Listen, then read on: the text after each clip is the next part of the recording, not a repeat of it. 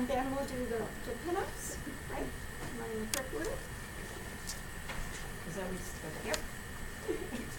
And then later on tonight, we're going to do a demo here of rendering using markers and colored pencils, and I've put some examples in the back there. You can see the first four are a colored pencil and then a marker, and then a colored pencil and then a marker at the same thing.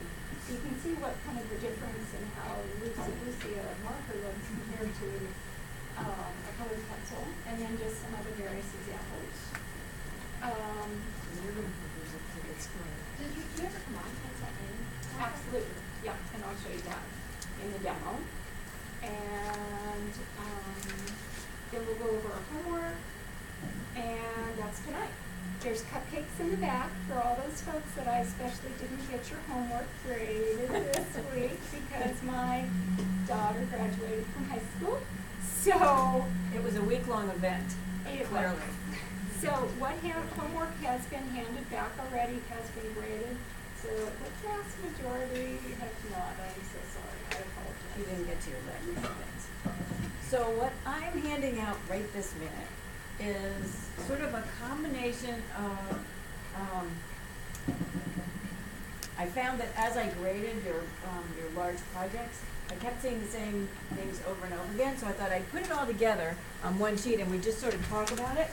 And I also have We'll post this on Blackboard. the, Just so the you know. assignment with a couple vocabulary words that maybe some people didn't get. So, everybody takes one of each and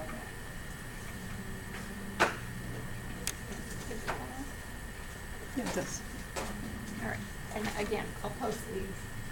I promise to post things tomorrow as opposed to Thursday or Friday. So,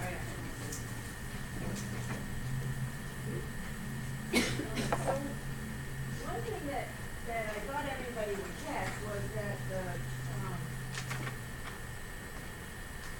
we use homework number 3 to sort of talk about things, is that a property line is always indicated with the long line and then the two short lines, like it's shown on your assignment number 3, but assignment number 2 should have been like that too. Did you get one, Cynthia?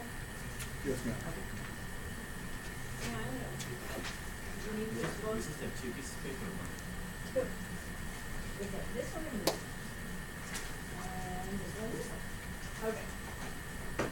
So, this is informal, so just raise your hands if you, and I don't know if you had a chance to look at my notes on your large drawings, if I graded your large drawings, but these were the things that were repeatedly either errors or forgotten or whatever. So, I mean, a property line always looks like the one on assignment 3, you know, it's, and my assistant Vanna will repeat over here.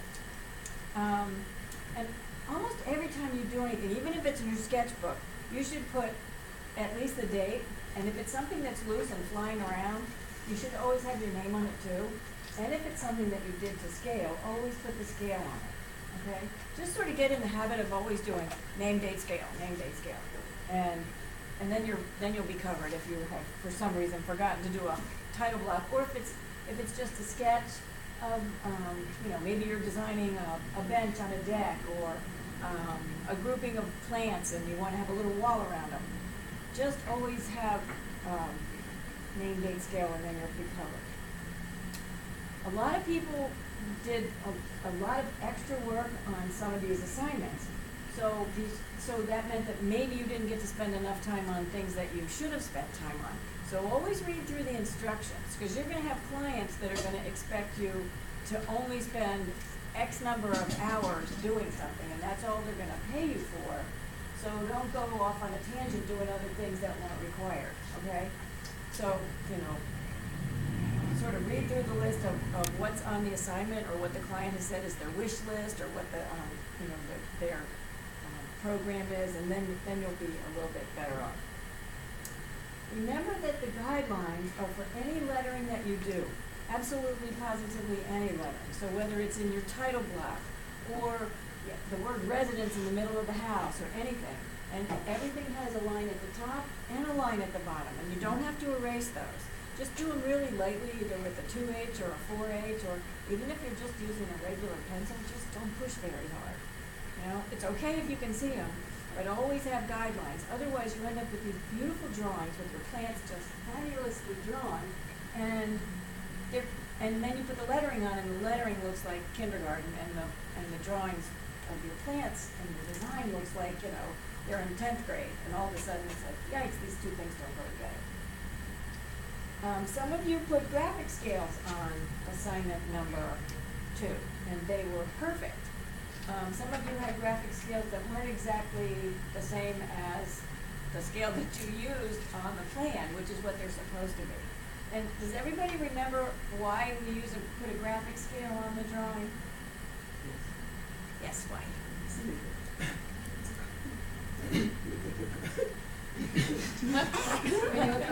I heard Quick, copy. water. Yes, Copy. yes. Because people put things on the copy machine, and even if you don't say enlarge or reduce, for some reason the copy machine does that. So always put a graphic scale if it's going to be something that may or may not be copied, so that somebody can double check that the dimensions are correct. Let's see, what else?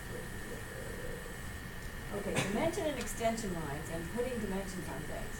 Some of the drawings that we do won't have dimension lines and you won't be putting dimensions on them, like we're going to talk about concept drawings today. And master plans don't always have dimensions, but when they do have them, you have to make sure that you put them in the right direction.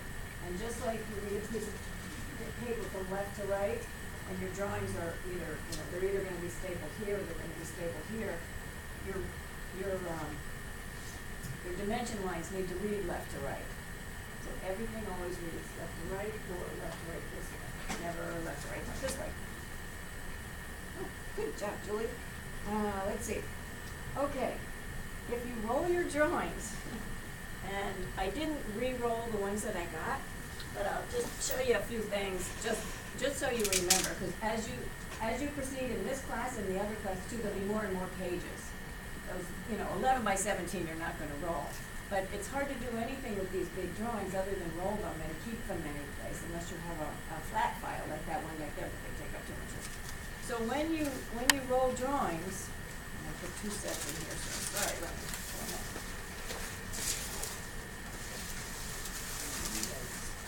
You always roll them. You start with so this is the edge that's bound. So I go to a place called ARC, and they will, this is called bind, they'll bind them for you. So, and when you roll them up, you roll them this way. So Seems a little counterintuitive because the printing's out, but that's the way to do it. there's 2 reasons. And then you just put a rubber band on it, and really easily, you can look at the 400 that are leaning against the wall in your office and go, oops, there's the project that I want to work on. So they're always rolled this way.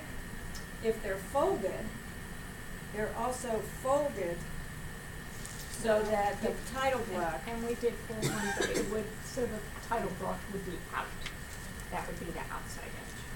I don't have anything with the title block on it that I can fold right this second.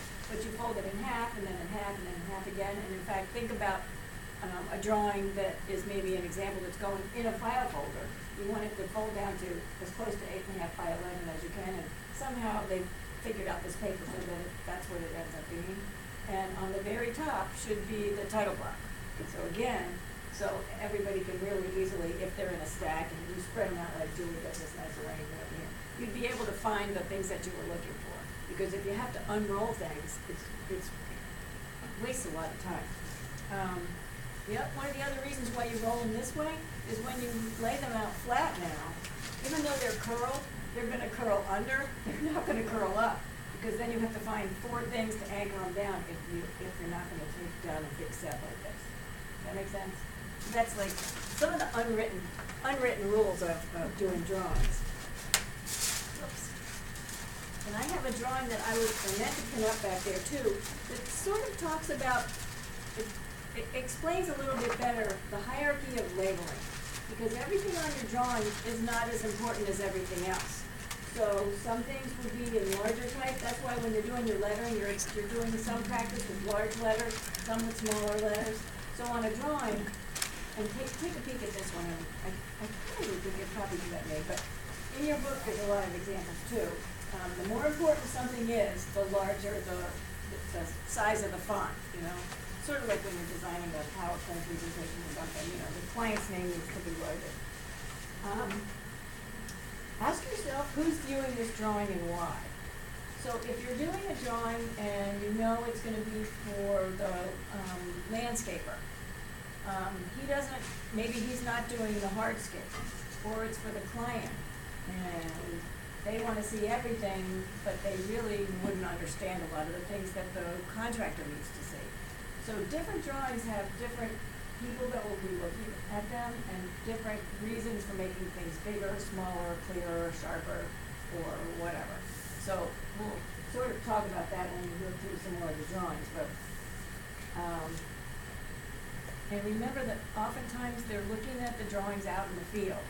So things can't be so small that they can't read your writing, or they can't read your numbers, because even though we draw everything to scale, most of the people that are looking at your drawings in the field aren't gonna have one. They're gonna go by the dimensions that you've written on there, bless you. So if you say that the deck is 10 feet 6 by 14 feet 7, you have to write it on there, because there's no way he's gonna do it with this. Okay? And concept plans we're gonna get to later today. But some of the vocabulary that I put on this sheet were things that people either got wrong or repeatedly missed. The contour lines, you'll talk about in your other classes, and most of the projects that you do for us won't have contour lines as part of your assignment, but you do need to know how to read them, you know, and to look at them and say, oh, well, maybe this is, I see that they're getting smaller, so that means it's sloping downhill. They were only included in this one so that you could do an interesting section, not only to be able to see what a cut-through section looks like, but to be able to see the topography, how it's sloping and the elevation changes. Let's see what else. So, spot elevations, you know, these are things that we talked about in class, but maybe they didn't sink in, so, you know, what is a spot elevation and how would it be indicated on there? Not that we have to put them on, but you need to know how to read them. So some things are for you to read, and some things are for you to include. CL means center line, and they have Oak Avenue center line here, so that means that that is the middle of the road on that drawing, in case you're interested. And there's a conifer, and there's a large deciduous tree. And anytime you're drawing, you know, when you look at this, clearly the residence and the property line are the darkest lines on here, which is how it should always be. Those should be what gets your eye, so you can kind of get your bearings and understand what's on the drawing. Angela, can I ask a quick question about the property line? When you're drawing it on a big scale, does it matter like how low the dash is? I don't They think always so. want to be like 1 inch. It should be the same. It's consistent. And so typically when I'm on a large plan, literally they are more like what I drew here, on a Okay, large. so you do it proportionally to 110. Yeah, and I always try to, if this is the edge of my paper, I don't want to, I think about your placement, that you don't want to end with two little dashes here at the end. You want to end with a nice strong line and the dashes are in the middle. The last time we taught this class, somehow we got off on legends in the very beginning of the class, which meant that people went nuts with their legends. They were doing a legend for every plant, tree, fence, everything, so they all had way too many legends. So we're kind of holding back on legends, but a legend would tell somebody that has never seen a drawing what the symbols mean. There's a And good she's probably legend right. example on this one, where this was, and I'm so sorry, Person with, you're not seeing it at the front, but this is a concept plan. And so all of these different colors and big markings, they're all put out in the legend, so that you understand that the pink means it's a gateway to the area. So you go in this way, you go in this way, or the wavy green line is a privacy screen. So something that wasn't clear, and you're not calling out that it's a hedge or a unit hedge, you're calling out that it's green. So that's using those sort of symbols on the concept plans. And that's where you use So- universal symbols, there's some. Some are universal, but some you can make up. ones. And you're creating a legend to go with your drawing, so. So it can be individual.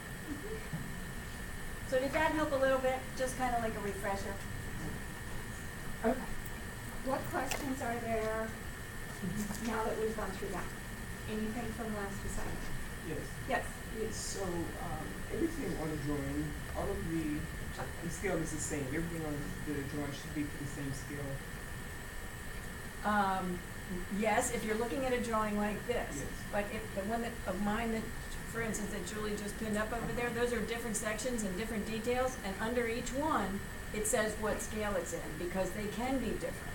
If the whole page is all the same one, you can put it in the title block, and it can say scale 1/4 inch equals a foot, and that means it's the whole drawing. Sometimes, if there's a drawing that has a lot of different kinds of things on it, it would say as noted, which means you gotta look at all the different things that are on there, and it'll tell you what they are. This one might be in 1/2 inch scale, this one might be in 1/4 inch scale, and this one might be in something else. Bye, Julie. How do you measure these deciduous trees that are in here? How do you measure to determine the scale? Is it just across it, or how do you actually determine that, the scale of the trees, for example? Well, you're just, how do you determine the scale of the trees? You're just kinda making a guess on this If one. you knew that that oak had a 30-foot diameter, you would use the scale for, that you're using in the drawing, 1 to 10, or Right. 1/4 inch equals, and you would draw a 30-foot wide diameter circle. Does that make sense? So that It would does. represent a 30. And you're not drawing the trunk, you're doing the actual, Yes. I just lost the word. The drip line. The drip line of the tree. So the circles tell us what their, that's how they took, it's great to me. No, you have to measure them, You have to You can measure measure them. depending on which scale you're using. Right. Thank you. Uh-huh. Okay. Okay, good, we good?